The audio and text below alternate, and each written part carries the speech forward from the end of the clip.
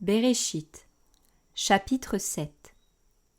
Et Yahweh dit à Noa, « Entre, toi et toute ta maison, dans l'arche, car je t'ai vu juste devant moi en ce temps-ci. Tu prendras de toutes les bêtes pures, 7 par 7, le mâle et sa femelle, mais des bêtes qui ne sont pas pures, 2, le mâle et sa femelle. Et aussi des oiseaux du ciel, 7 par 7, le mâle et sa femelle, afin de conserver leur semence en vie sur toute la surface de la terre. Car dans 7 jours, je ferai pleuvoir sur la terre pendant 40 jours et 40 nuits. J'exterminerai de la surface de la terre toute existence que j'ai faite. » Et Noa fit selon tout ce que Yahweh lui avait ordonné. Or, Noa était âgé de 600 ans quand le déluge des eaux vint sur la terre. Noa donc entra dans l'arche avec ses fils, sa femme et les femmes de ses fils, pour échapper aux eaux du déluge. Des bêtes pures, des bêtes qui ne sont pas pures, des oiseaux et tout ce qui rampe sur la terre. Elles entrèrent 2 à 2 vers Noa dans l'arche, le mâle et la femelle, comme Elohim avait ordonné à Noa. Et il arriva qu'au 7e jour, les eaux du déluge furent sur la terre.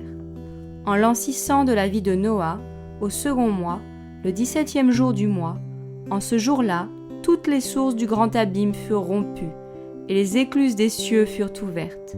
Et la pluie tomba sur la terre pendant 40 jours et 40 nuits.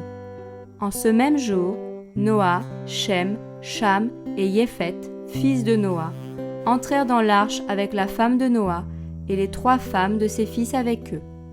Eux et tous les animaux selon leur espèce, tout le bétail selon son espèce, tous les reptiles qui rampent sur la terre selon leur espèce, tous les oiseaux selon leur espèce, tout petit oiseau et tout ce qui a des ailes.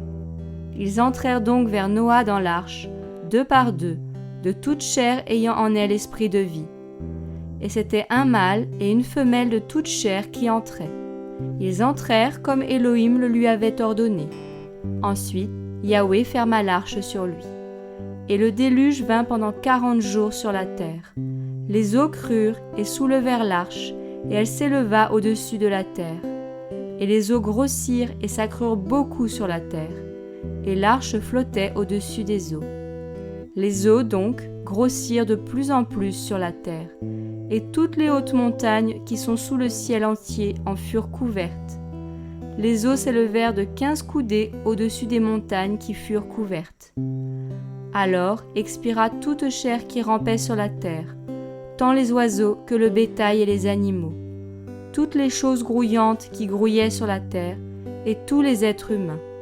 Tout ce qui avait dans ses narines le souffle d'esprit de vie, tout ce qui était sur le sol sec mourut. Toute existence sur la terre fut donc exterminée, depuis l'être humain jusqu'au bétail, jusqu'aux reptiles et jusqu'aux oiseaux du ciel. Ils furent exterminés de la face de la terre. Il ne resta seulement que Noa et ceux qui étaient avec lui dans l'arche. Et les eaux grossirent sur la terre pendant 150 jours.